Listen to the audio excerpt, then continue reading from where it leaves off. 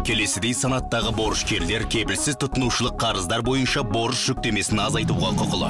Көп балалы отбасылар, асыраушысынан айырылу жағдайына байланысты төлемдер алатын отбасылар, мүгедек балалары бар, және 18 жастан асқан бала кезінен мүгедек балалары бар отбасылар, атаулы әлеуметтік көмек алатын отбасылар, жетім балалар, ата-анасынан кәмелеттік жасқа толғанға дейін айырылған, 29 жасқа толмаған ата-анасының қамқорлығынсыз қалған балалар.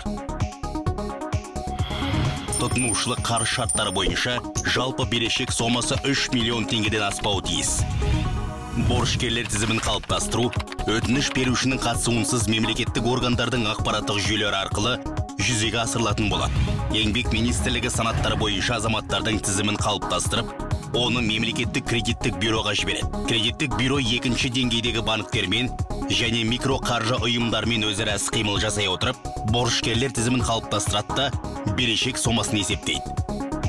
Осы тізімнің негізінде проблемалық кредиттер қоры банктермен және микроқаржы ұйымдармен келісіп жасасып, ақшаны олардың шоттарына аударады. Банктер мен микроқаржы ұйымдар борышкерлерді берешектің өтілгені және берешек қалдығының мөлшері туралы хабардар етеді. Бір қарыз алушының қарыздың жалпы сомасынан 300 мың теңгеге дейінгі берешек өтіледі. Егер отбасының бірнеше мүшесінде кредит болса, яғни қарыз шарттары әрқайсысына бөлек жасалса, онда берешекті өтеу әрбір қарыз шарты бойынша жүзеге асырылады. Мәселен, егер отбасының екі мүшесіне екі кредит ресімделген болса, онда әрбір қарыз шарты бойынша олар 300 мың теңгеге дейін өтеуге құқылы. Яғни, берешекті өтеудің жалпы сомасы отбасының екі мүшесіне 600 мың теңгені құрайды. Сонымен қатар кепілсіз тұтынушылық қарыздар бар барлық азаматтардың 2019 жылғы 30 шілдеге дейін айыппұлдар мен өсімпұлдары кешіріледі.